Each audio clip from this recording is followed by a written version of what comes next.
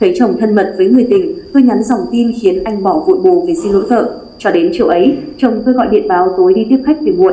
Tôi vâng dạ, đánh lạc hướng rồi bắt xe tới cổng công ty trực sẵn đợi anh. Tới 2 năm không thấy dính bầu, hai vợ chồng đưa nhau đi khám mới phát hiện anh bị tinh trùng yếu, tỷ lệ nòng nọc có đuôi được chưa tới 5%.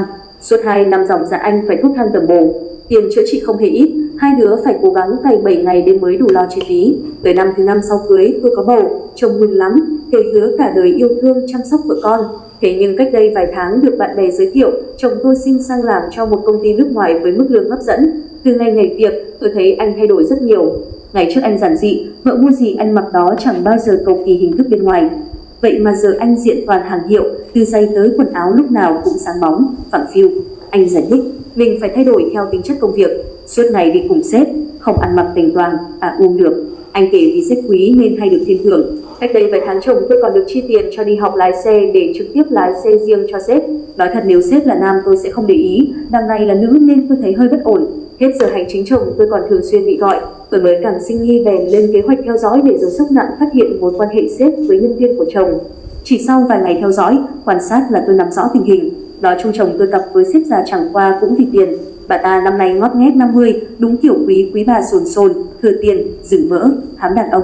Chồng tôi thuộc diện cao to, bà ấy bỏ tiền mua tình coi như có đi có lại. Dù biết chồng cặp với sếp vì muốn thăng tiến nhưng tôi vẫn suy sụp. Trước này chưa bao giờ nghĩ chồng mình vì tiền mà bán rẻ nhân phẩm như thế. Những ngày sau, tôi liên tục bóng gió nhắc anh. Sống với em bao năm nay chắc anh hiểu em rồi phải không? Em không cần tiền lắm của nhiều, chỉ cần vợ chồng thương yêu, quấn quýt cùng nuôi con trưởng thành để chúng có mái ấm thực sự anh ạ. Khi ấy chồng tôi không giấu được vẻ chột dạ, nhưng anh chỉ cười đáp lại. Hay, anh vẫn thương yêu, chăm sóc mẹ con em đó thôi. Cho đến chiều ấy, chồng tôi gọi điện báo tối đi tiếp khách vì muộn. Tôi vâng dạ, nhưng liền bắt xe tới cổng công ty trực sẵn đợi anh. Quả đúng như suy đoán, hết giờ làm anh lại lái con xe tiền tỉ chờ bà sếp già đi chơi. Họ đưa nhau đi ăn trong nhà hàng sang trọng, vừa ăn vừa tình tứ. Đứng bên này đường, nhìn qua cửa kính nhà hàng, tôi nghẹn ngào nhắn tin.